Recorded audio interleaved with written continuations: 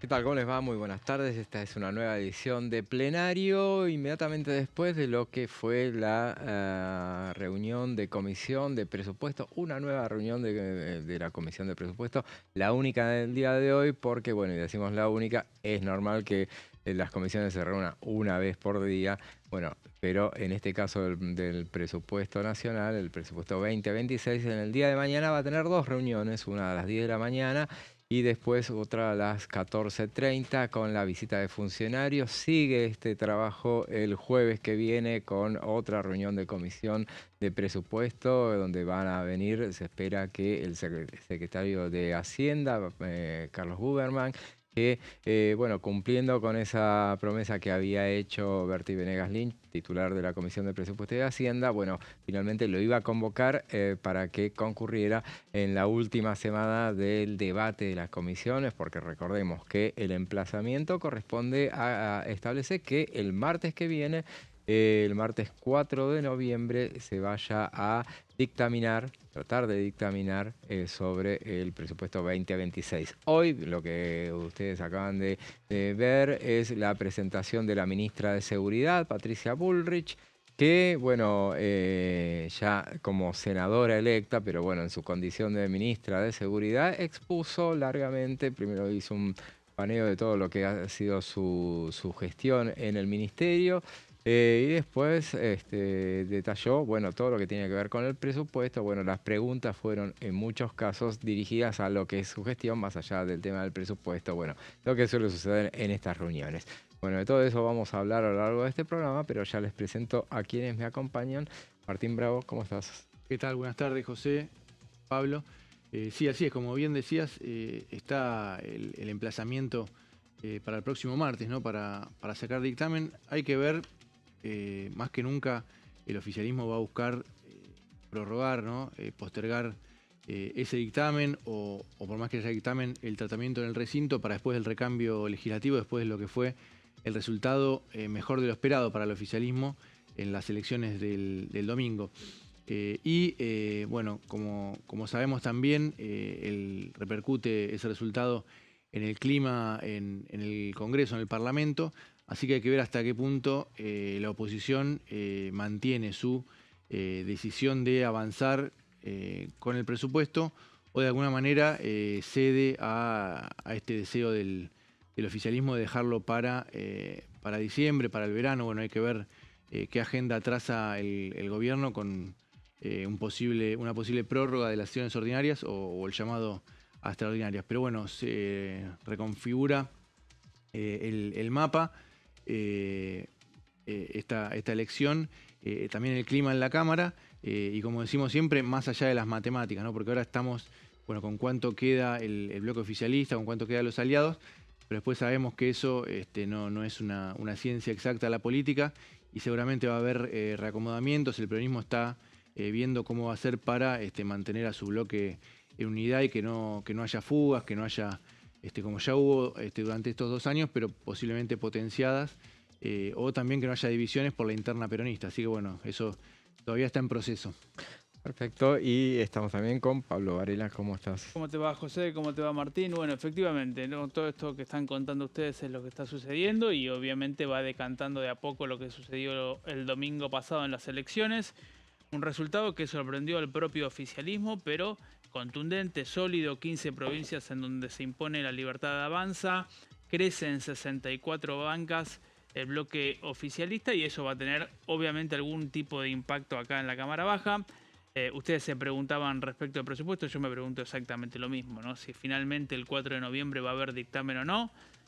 Hasta donde pregunté me decían que no se había alterado el plan o no se había alterado el cronograma. A mí me cuesta creer que va a todo transitar cómodamente como si no hubiesen sucedido las elecciones y que la oposición tenga margen para sacar un dictamen tan fácilmente sobre una ley tan sensible además, porque por ahí tal vez en otro tema uno podría decir, bueno, ok, se puede avanzar, pero el presupuesto es una ley muy importante. Así que está eso y está, me parece, prácticamente, por lo menos por lo que yo hoy recogía en Casa Rosada también y en Voces Oficialistas del Congreso, un llamado a extraordinarias latente, no digo inminente en la oficialización del llamado, pero sí latente. Claro, claro. Y bueno, el tema del presupuesto, bueno, como decíamos todo en la previa, todo iba a estar anudado a lo que sucediera este domingo electoral.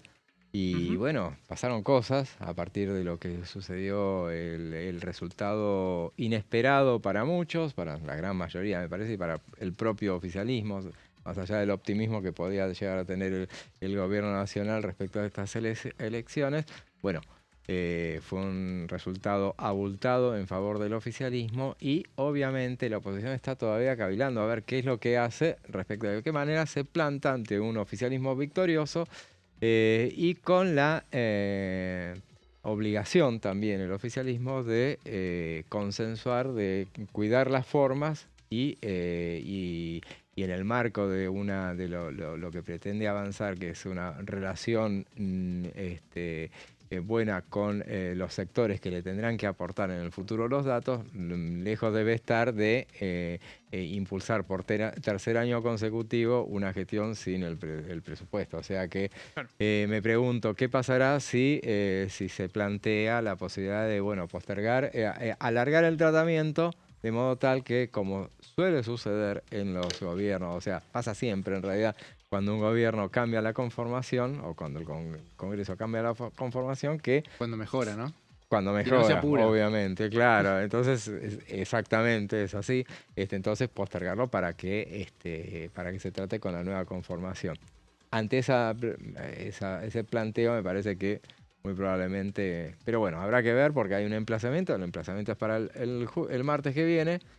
Y habrá que ver en definitiva qué es lo que termina sucediendo, pero bueno, puede ser que no estén las firmas o que le encuentren alguna vuelta como para postergar el tema y alargarlo hasta después del 10 de diciembre. Claro, hoy Martín Menem habló de unos 86, 87 diputados propios de la Libertad Avanza que van a quedar a partir de diciembre, porque bueno, hay que ver cómo quedan los bloques, ¿no? Más allá de Claro. que son más los electos por la Libertad Avanza, pero hay también diputados del PRO.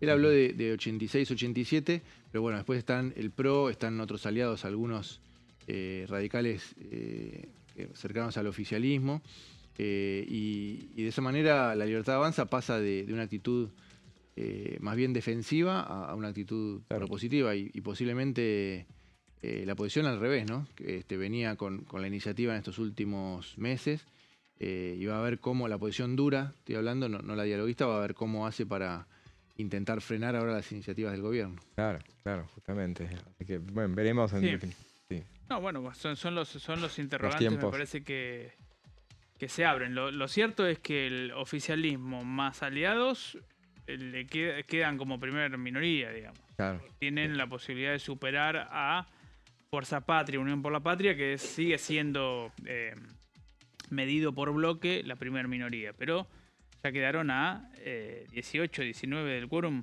19 del quórum, Y creo. están... 110, 111 claro, serían pero con aliados. Tendrían que armar interbloque ahí, ¿no? Sí, pero ya dijeron que no iban a hacer interbloque, Claro. así me parece, porque a mí los números que me dan, yo por lo menos digo los que yo tengo, son 82 violeta, Sí. Y después tenés que sumarle 23 amarillos del PRO.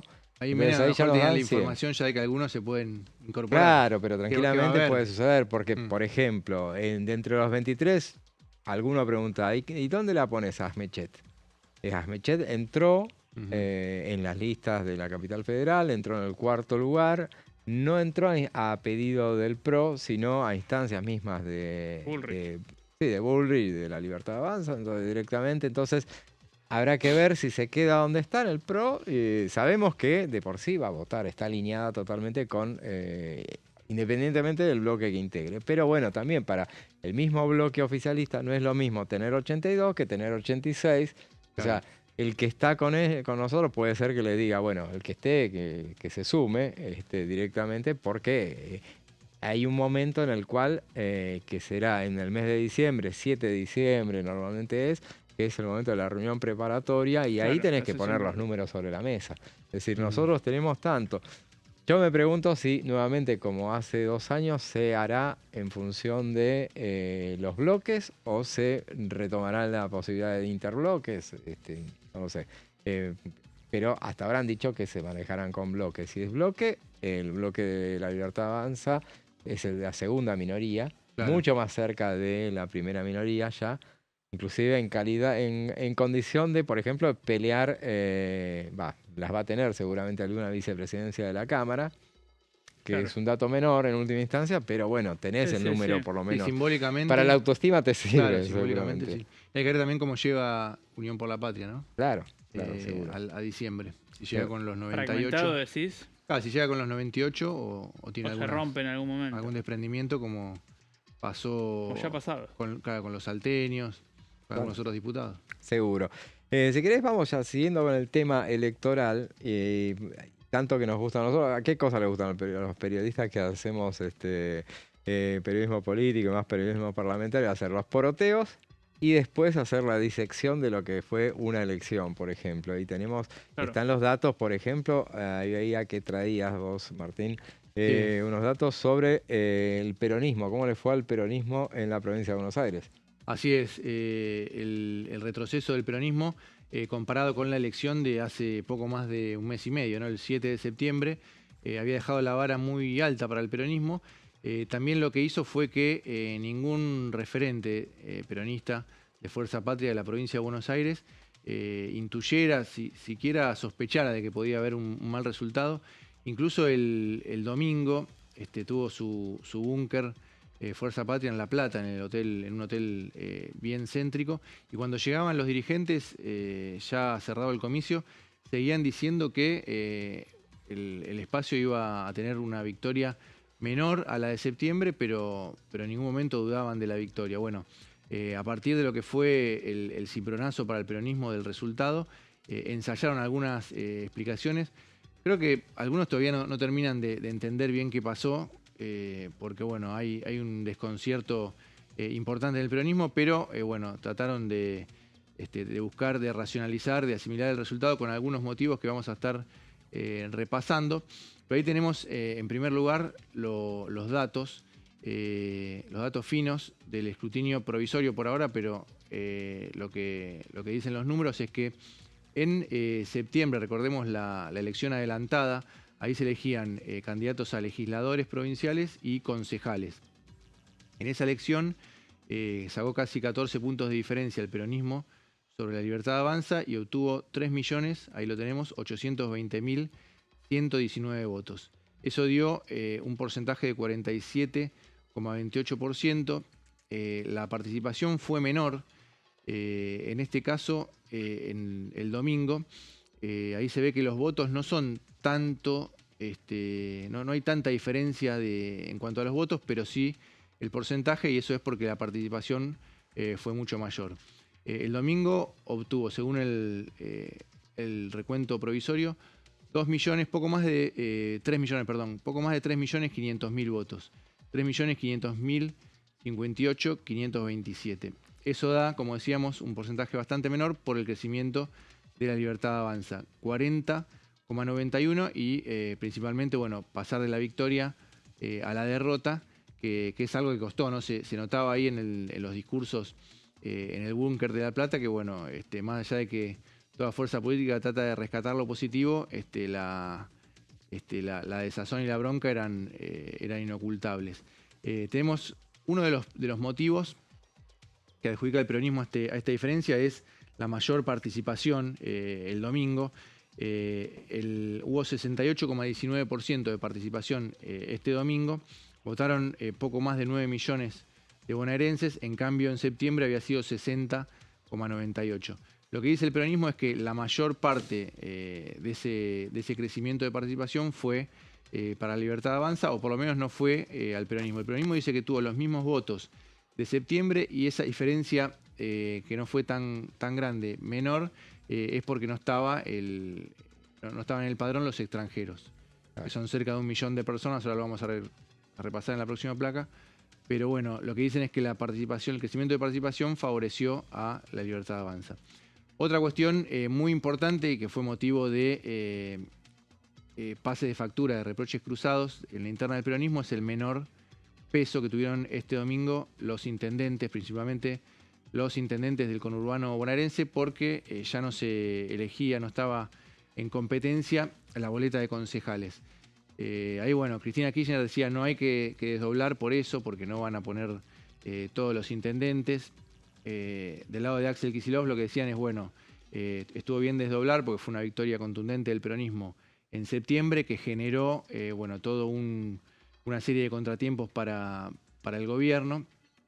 Es interminable la discusión porque del lado de Cristina Kirchner dicen no, pero también eso posibilitó que el gobierno reaccionara, claro, que viniera un voto estratégico antiperonista. Bueno, ahí está, pero está claro que los intendentes tuvieron una incidencia mucho mayor en septiembre.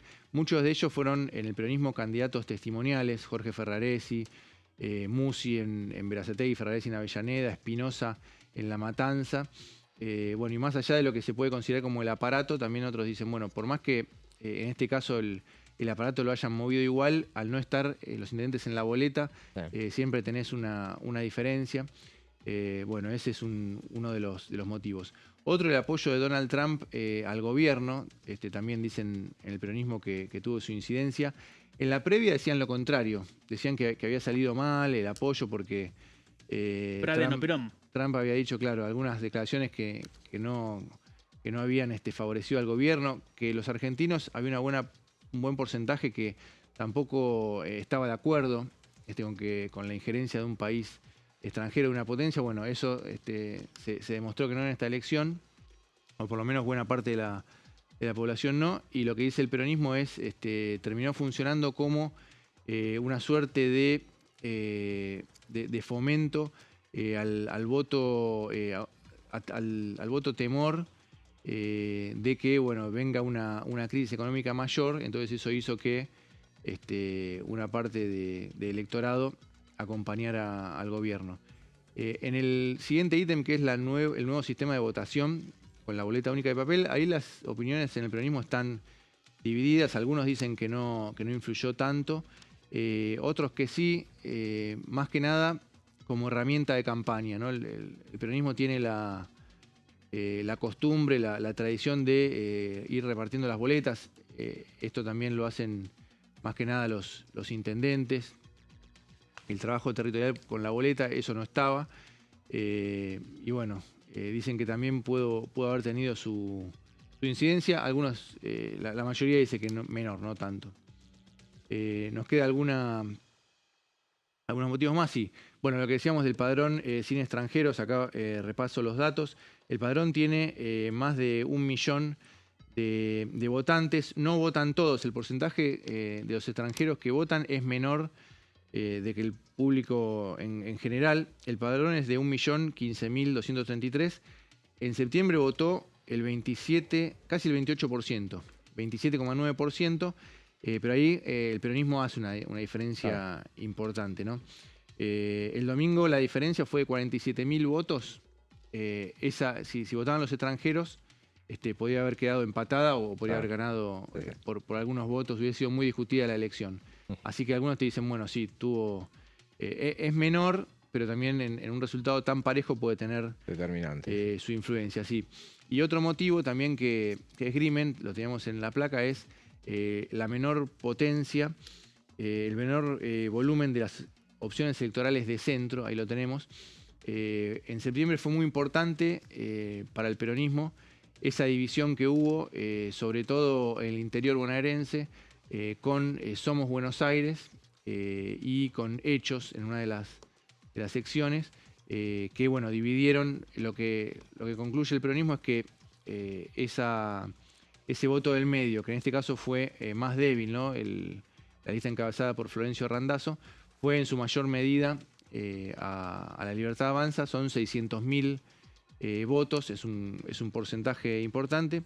Y por último, el voto antiperonista, que bueno, ahí yo creo que hay un intento de no hacer autocrítica, porque lo que dicen es, siempre hay un voto antiperonista que yo con Macri en el 2019, la economía estaba mal y terminó sacando en la general más de 40%. Claro. Ponen el ejemplo de Angelos en el 89, después de la hiperinflación tan fuerte. Ahí no llegó al 40, pero estuvo cerca, creo que fue 37, 38 puntos.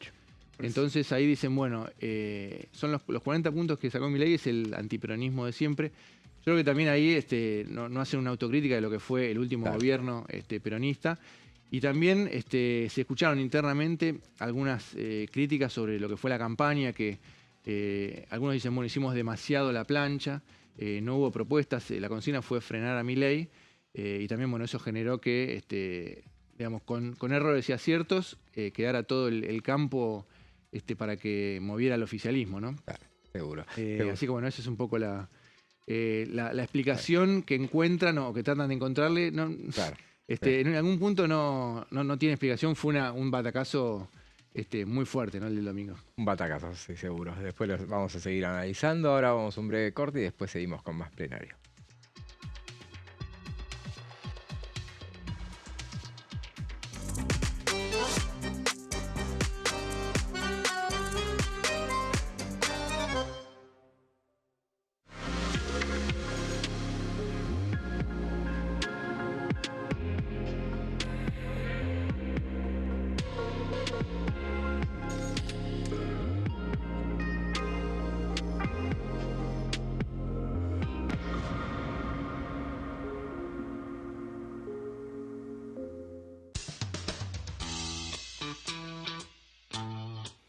El sábado 8 de noviembre llega la noche cultural más importante de Buenos Aires, la Noche de los Museos.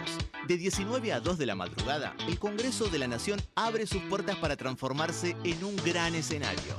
Vení a conocer sus salones emblemáticos, la Biblioteca del Congreso y el edificio del Molino en una noche llena de arte e historia. Soy Martín Menem, presidente de la Honorable Cámara de Diputados de la Nación. Aquí encontrarán un importante patrimonio artístico y cultural, un lugar que es testigo diario de nuestra historia. Los saludo a todos y espero que disfruten mucho del recorrido. Viví la Noche de los Museos en el Congreso de la Nación. Sábado 8 de noviembre, de 19 a 2 de la madrugada.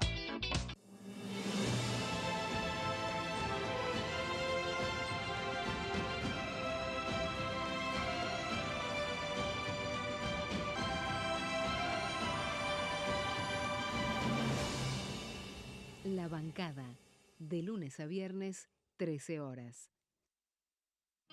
El sarampión es una enfermedad viral altamente contagiosa. Que no juegue con tu hijo. Puede poner en riesgo especialmente a menores de 5 años no vacunados. Ante la aparición de fiebre y manchas rojas en la piel, consulta de inmediato con un médico. La vacuna es la única forma de prevenirlo y es parte del calendario nacional de vacunación. Es segura, gratuita y está disponible en vacunatorios, centros de salud y hospitales públicos del país. Vos ya tenés esta vacuna. Dásela a tus hijos.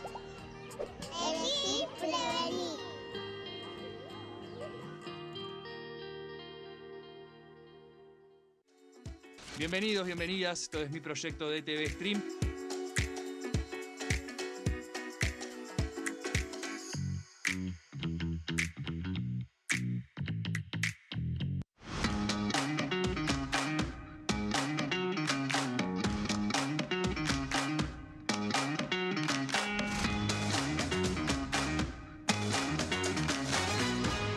Pasos perdidos. De lunes a viernes, 16:30 horas. ¿Quiénes conforman el Congreso? El Congreso de la Nación está conformado por la Cámara de Diputados y la Cámara de Senadores. La Cámara de Diputados representa al pueblo de la nación argentina. Esto significa que las provincias más grandes y con mayor cantidad de habitantes tienen muchos más diputados que las provincias más pequeñas. La manera de establecer las cantidades es proporcional. Por ejemplo, la provincia de Buenos Aires cuenta con 70 diputados nacionales y la provincia de Tierra del Fuego con 5. La Cámara de Senadores representa a las provincias. Cada provincia envía 3 senadores al Congreso Nacional. El total de senadores es 72, dado que las provincias argentinas son 24.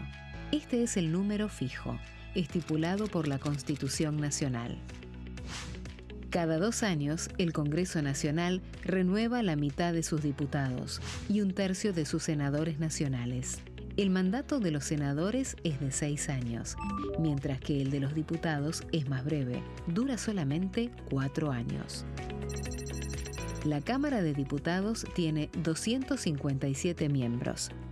En el recinto, los diputados se agrupan en bloques y en interbloques que expresan partidos políticos o afinidad ideológica. Existen también los monobloques, integrados por un solo diputado.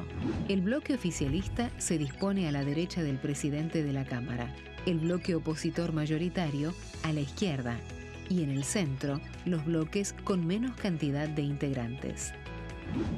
Son requisitos para ser diputado: tener al menos 25 años, 4 años de ciudadanía argentina, haber nacido en la provincia por la que se postula o haber residido en ella los 2 años precedentes.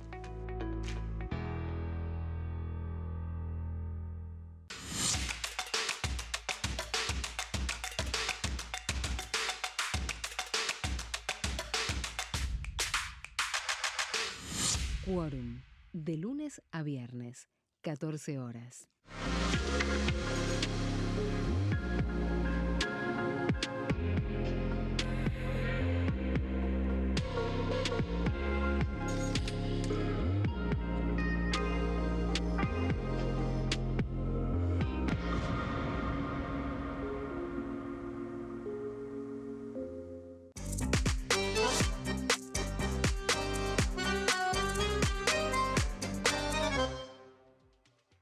Seguimos con plenario. Bueno, hablábamos antes de lo que fue las elecciones, respecto de los números del peronismo en la provincia de Buenos Aires. Todo el dato llamativo fue claramente la cuestión, el parangón que se traza entre lo que fue esta elección y la del 7 de septiembre, que bueno, spoileó al revés de lo que termina sucediendo en las elecciones generales.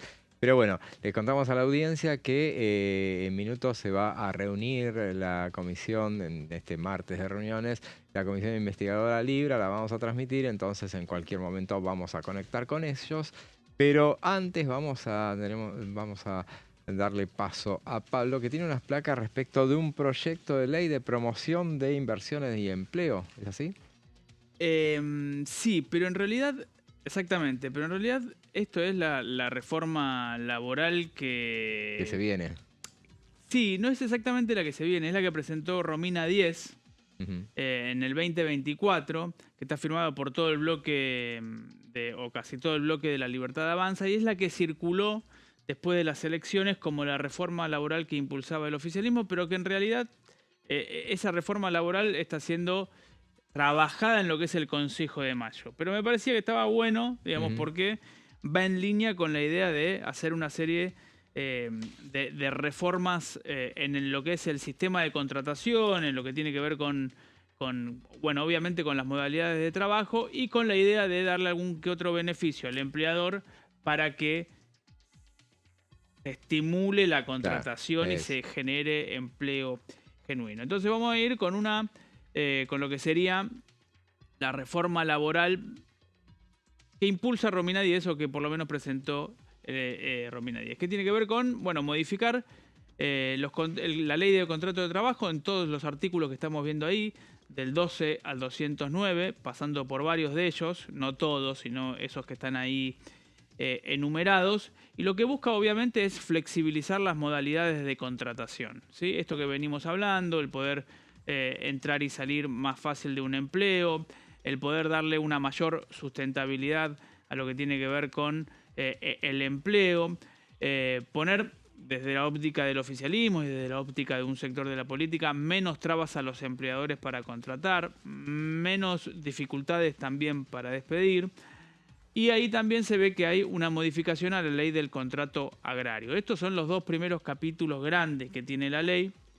En el caso de la ley de contrato agrario modifica muchos menos artículos, pero sí avanza en una serie de flexibilizaciones que es un poco lo que me parece se viene fuerte, primeramente la reforma laboral o la discusión de una reforma laboral, después la discusión de una reforma tributaria y por último la reforma o la modificación al esquema previsional que obviamente en el oficialismo lo que dicen es, primero, para vos poder discutir lo previsional tenés que discutir lo que son las modalidades de contratación laboral y lo que tiene que ver con el esquema tributario, porque parte de lo previsional se financia con la recaudación de los impuestos. Dentro de estos dos grandes capítulos que tienen que ver con modificar las leyes de contratación, vienen lo que son los estímulos para los empleadores a la hora de contratar. Por ejemplo, un bono de crédito fiscal para los empleadores. Ese bono de crédito fiscal tiene un porcentaje 100, 50 y 25 en función de la cantidad de empleados y la cantidad o el volumen, mejor dicho, que tiene la empresa. Hay también contemplado un sistema de empalme. ¿Qué es el empalme? El famoso empalme es aquellos que pueden ser o beneficiarios de algún plan o que están en algún curso de capacitación, sea del Ministerio de Capital Humano, que recordemos que es el Ministerio de Capital Humano contempla lo que es, por un lado, trabajo y por el otro, lo que es el ex área de desarrollo social, hoy se llama Familia, Adolescencia y Niñez, y también lo que tiene que ver con capacitaciones o concursos del Ministerio de Salud, que está a cargo de Mario Lugones, el primero de Sandra Petovelo, y también bono de crédito fiscal para la contratación de empleados públicos. Esto, ¿no? Digamos, beneficios para los empleadores para que si vos contratas a un empleado público, también tenés 100% de exención por un periodo de algunos tributos o de algunas cargas. Esto, bueno, tiene mucho que ver con la motosierra, digamos, en el área del empleo público y sacarle, si se quiere, peso en masa salarial al Estado Nacional.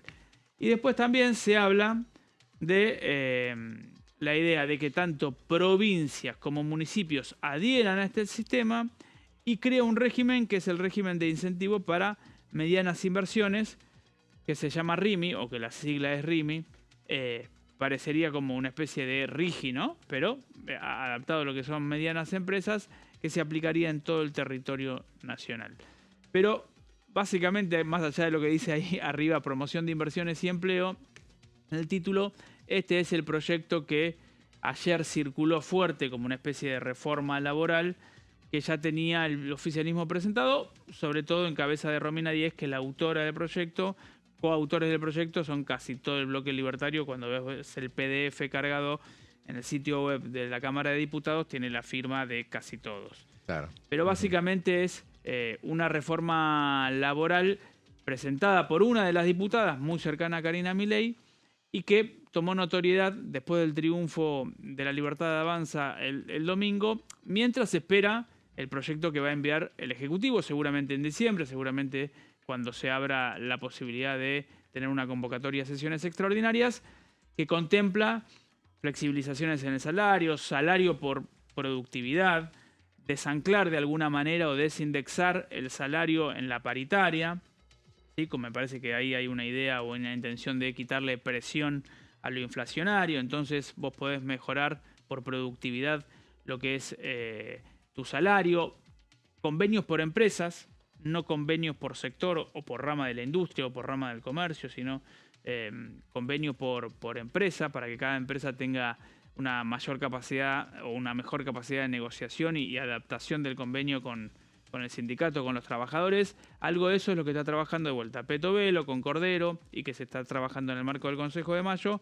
Pero bueno, mientras tanto, despuntamos un poquito esta reforma laboral de Romina Díez. Claro, porque como vos bien decías, el proyecto es del 2024 y bueno, fue recogido por todos en esta avidez de que es de encontrar un poco los datos de por dónde irá el proyecto, que Exacto. Seguramente vos lo que decías es un poco avanzar con esa, que es un poco lo que intentó hacer en su momento también este mismo gobierno por la vía de el decreto 7023, que después se lo frenó, fue lo primero que frenó la justicia, y ahora, bueno, lo trata de hacer por donde corresponde, lo hará con la nueva conformación de las 2 cámaras, veremos entonces si están, porque los ejes de la nueva gestión de esta administración son, por lo que dicen, es la reforma laboral y la reforma impositiva, originalmente, y ya para una reforma de tercera generación, bien al estilo libertario, como suelen utilizar, sería para una reelección en 2027, dejar la reforma previsional para entonces avanzar con ese tema. Recordemos... Así es, Menem habló de esas dos. Hoy Martín Menem habló de... Claro, eso. De la laboral y la impositiva. Recordemos que quien llegó a hablar de una reforma previsional había sido de los Eros, el ex titular del ANSES, y le costó hablar de eso y decir que estaban trabajando en una reforma previsional, bueno, le costó el puesto, claramente, no, sin tutía. Y está el antecedente de Mauricio Macri también, ¿no? Claro, después de su triunfo. Que él la logró implementar. Claro, pero el mismo Macri después dijo que había sido el principio del declive de su gobierno. Sí. Claro, y en este 14 espejo... toneladas de piedra, claro, ¿no? Esa fue. Sí, en este espejo que siempre trazamos y que imaginamos que es lo que hace el gobierno de Javier Milei, mirar, y bien que hace, mirar lo que pasó durante la gestión de Cambiemos y no repetir errores o repetir conductas, pero bueno, en todo caso, lo que sucedió en 2017, cuando había tenido una gran victoria Cambiemos, y bueno, le pasó lo que le pasó, las 14 toneladas de piedra, independientemente de que logró aprobar eso, pero bueno, un costo muy alto. Un costo muy alto que inclusive, recordemos, en ese caso, la reforma previsional, y en esto de remontarnos en el tiempo, en ese caso la habían impulsado desde el Senado, había entrado por el Senado esa iniciativa, se aprobó, pasó rápidamente, el Senado era con la conformación, si mal no recuerdo, con la anterior conformación, me parece, con la ¿Fue antes del recambio? Tenía. Me parece que fue antes del recambio. Eso no me acuerdo exactamente. Por ahí fue después, pero bueno. Puede ser, pero estaba muy dividido el peronismo, más que ahora, ¿no? Claro, eso le venía re bien, pero bueno, en diputados la demoraron un poco para el tratamiento, y después cuando alguno en lo que era en ese momento el Frente para la Victoria se llamaba todavía, y dijeron, empezaron a esbozar alguna reparo, alguna objeción. La izquierda ya venía protestando, la izquierda tiene presencia en diputados, no así en el Senado, y bueno, se empezó a motorizar algo que no se esperaba, obviamente, el oficialismo, porque había tenido un tránsito rápido en el Senado ese tema. Sí, en diputados estuvo cerca varias veces, bueno, de hecho se interrumpió la primera sesión, claro. Hubo cuarto intermedio, hubo escenas así de peleas muy fuertes con Emilio Monzó, en el presidente de la Cámara de ese momento, por la represión afuera y bueno, todo lo que estaba pasando, los incidentes. Entonces los diputados intentaban frenar la sesión. Claro, totalmente. Pero muy cerca. Bueno, de hecho en un momento la frenaron y se tuvo que retomar al día siguiente o a los... Claro, a la semana siguiente. O a la semana. Porque a instancias en esa oportunidad de Elisa Carrió, que le sugirió directamente... Bueno, en esos casos, la voz de la experiencia llamaba no avanzar con esa sesión, que bueno, ya estaba mal por donde viniera. Igualmente después, cuando se aprobó, fueron las 14 toneladas de piedra. Hasta entonces eran los serios incidentes. Paralelamente había venido una reforma laboral que antes, allá por noviembre, que ya tenía la anuencia de la CGT, que con la que tenía buen diálogo el gobierno de Cambiemos. Y después fue ahí que Hugo Moyano, realmente llegó, el hijo, Pablo Moyano, el nombre tiene muchos hijos. Ahora entra Hugo. Ahora entra Hugo hijo, como diputado. Bueno, Pablo Moyano dijo, bueno, volvió a la Banelco. Y cuando dijo la palabra mágica, que es Banelco, enseguida Miguel Pichetto, que era presidente del bloque de PJ Frente para la Victoria, dijo, no, entonces no, si no hay, porque eso, si no hay anuencia de la CGT, porque la CGT enseguida, ante esa mancha venenosa que tiró Moyano, volvieron sobre esos pasos y dijeron, si no hay anuencia de la CGT, nosotros no la tratamos, y si no tenía la anuencia del peronismo en el Senado, no había manera de que pasara. Pero casi estuvo así de que se tratara esa vez. Ahora la CGT ya estaba con un rechazo, previo a la elección había un rechazo fuerte de la CGT. Claro. Hay que ver después el resultado. Incluso, bueno, ahora hay renovación de autoridades y el resultado de la elección va a influir en la CGT. Claro. Pero bueno, también me imagino que el peronismo en buena medida se va a mover en función de eso, ¿no? Así es. Y mientras vamos a ir viendo las imágenes del recinto donde en instantes se va a reunir la comisión investigadora de la criptomoneda Libra. Esta no, ya no me acuerdo, no le llevo el número de reuniones que ya llevan, pero son unas cuantas. Se van completando los lugares.